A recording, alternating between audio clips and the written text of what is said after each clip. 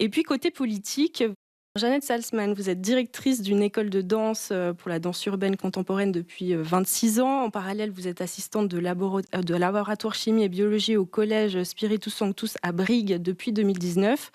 Et puis côté politique, vous avez accédé à la vice-présidente des Verts libéraux valaisans en 2021. C'est sous ces couleurs que vous briguez une place au Conseil des États aujourd'hui.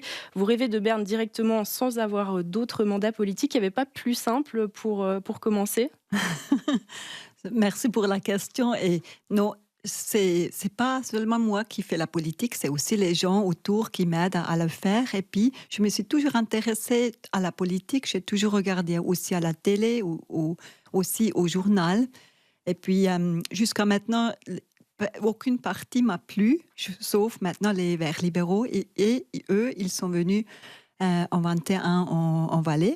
Alors, c'était pour moi la possibilité de enfin pouvoir parler, enfin pouvoir faire quelque chose pour la politique et aussi pour la société.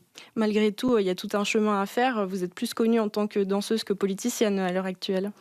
À l'heure actuelle, peut-être oui, mais j'ai déjà postulé, candidaté aussi pour le Grossrat il y a 2 ans, en 21. Alors, on me connaît déjà un peu aussi en fonction de ça. Et aussi les Frauensession, la session des femmes à Berne, j'étais élue.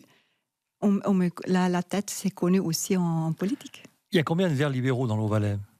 100, 200 personnes? Combien il y a de Verts libéraux dans le Haut-Valais? Dans le Haut-Valais, Ouais. je ne sais pas parce que nous, on est organisé valaisan, on est une partie valaisan. C'est toute la partie qui est dans tout le canton. Alors, je ne sais pas. Vous estimez à combien? Vous ne savez pas? Peut-être c'est distribué comme, séparé comme le Valais aussi, 23% des Haut-Valaisans et puis le reste des Bas-Valaisans. Peut-être un peu ça. Vous avez fait une liste au Grand Conseil avec les jaunes. Dans l'Haut-Valais, vous êtes proche des jaunes, des chrétiens sociaux. Puis dans le Bas-Valais, vous êtes proche plutôt des libéraux radicaux et des verts.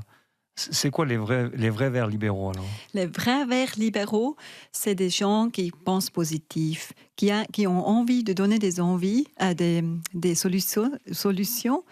On aime Mut zur Lösung, on a le courage d'agir.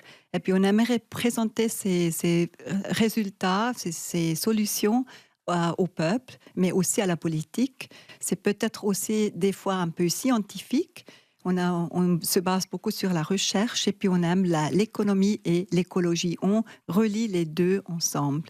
Maintenant, avec les énergies renouvelables, c'est un super sujet pour expliquer ça, de lier l'économie avec l'écologie. Votre collègue de parti, Philippe Janssen, dit que les 2 partis qui se rapprochent le plus de vous, ce sont le PLR et les Verts. C'est 2 partis qui traînent un peu du pied dans le Haut-Valais. En tant que Haut-Valaisanne vert libéral, est-ce que vous n'avez pas une sorte de double handicap, Le double handicap, peut-être à cause de la langue. Alors, est-ce que c'est 2 fois, est-ce que c'est un double... maintenant, je pense que j'ai compris. Oui. Pour avoir des chances d'être élu, par exemple. Vert et libéral dans l'Haut-Valais, ça n'existe pas. Pas beaucoup. Eux, ils ne savent pas exactement qu'est-ce que c'est. Et c'est pour ça aussi la campagne, pour pouvoir parler, pour pouvoir expliquer qu'est-ce que c'est les PLR. On va finir avec le vert libéraux. On va demander une définition rapidement. Qu'est-ce qui vous différencie d'un noir comme Philippe Mathias Brégy? Qu'est-ce qui vous sépare de Philippe Mathias Brégy? Rapidement. Rapidement, ça veut dire on fait presque la même chose, mais nous, on pense plutôt vers l'économie et l'écologie. Brigitte Wolf, qu'est-ce qui vous sépare de Brigitte Wolf? Je connais très bien Brigitte Wolf. La plus grande différence? La plus grande différence, c'est aussi l'économie et aussi d'aller en avant. Qu'est-ce qui vous sépare d'un vert libéral bas-valaisan? Rien. Le loup. Le loup, ça veut dire qu'on devrait maintenant diminuer un peu le taux. Alors justement, passons au thème de campagne et puis à votre Smart Vote qu'on a aussi regardé avec attention. Vous dites que le Solar Express est votre thème principal de campagne et comme le Valais a dit non à 53%, est-ce que c'est plus votre thème principal? C'est toujours encore mon thème principal aussi pour les énergies renouvelables. Par exemple, le Power to X. Peut-être je pourrais expliquer un peu qu'est-ce que c'est. Et naturellement, on était très déçus que le décret était que nous avons dit non, les Valaisans, mais on a toute la confiance pour la cantonale commission de construction. La CCC. Mais vous Voilà. avez dit que c'était votre thème principal de campagne. Le Oui. Valais dit non. Votre Mhm. campagne, elle est terminée, c'est fini. Vous ne pouvez plus faire campagne. Le Valais a dit non au parc solaire alpin, donc votre campagne, elle s'est terminée avec le non du Valais, On non? pourrait le voir comme ça, mais aussi on pourrait demander pourquoi ils ont dit non. Et puis je suppose qu'il il y a peut-être eu des projets très intéressants dans le Haut-Valais et dans le Bas-Valais peut-être aussi, mais peut-être les projets auront pu aider pour expliquer qu'est-ce que le décret veut dire. Et aussi, c'est pas seulement les Verts dans le Bas-Valais qui ont fait la décision, c'était aussi le UDC qui a aidé très fort pour ce décret. Vous défendez les nouvelles énergies renouvelables. Moi, j'aimerais bien vous entendre aussi sur le nucléaire, parce que plusieurs membres de votre parti estiment qu'il faut exploiter le plus longtemps possible les centrales existantes. Est-ce que vous êtes d'accord avec ça? Justement, je reviens sur Power to X. Power to X, ça veut dire on prend l'énergie qui est trop pendant l'été, on peut le refonctionner en gaz et en liquide. Et avec ça, on peut fermer le trou qui existe pendant l'hiver.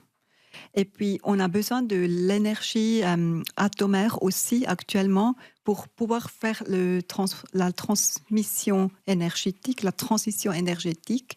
Et après ça, si elle est faite, on n'a plus besoin des Atomkraft parce que on ne peut pas fermer les Atomkraft. Et en attendant, vous êtes pour le maintien des centrales nucléaires? Pour le moment, c'est maintenant, il faut trouver les solutions. Il faut renouveler les énergies, puis il faut garder aussi les Atomkraft qui sont là, mais les retenir, les construire, qu'ils restent aussi, qu'ils sont en sécurité. Quand on regarde Smartvote, il y a plusieurs différences entre vous et Philippe Janssen. Il y a des grosses différences. Par exemple, vous voulez plus d'argent pour les routes, lui, il ne veut pas plus d'argent pour les routes. Là, vous êtes très libéral sur les routes. Hein. Vous voulez plus d'argent pour les routes. Pourquoi? Il y a assez de routes comme ça, non? Il y a assez de routes, mais il y a aussi des routes qui ne sont pas encore terminées. Par exemple, l'autoroute, elle est pas. Ça, c'est un problème très haut-valaisan, ça. Là, c'est ça, c'est presque un problème haut-valaisan, l'autoroute. Quoi.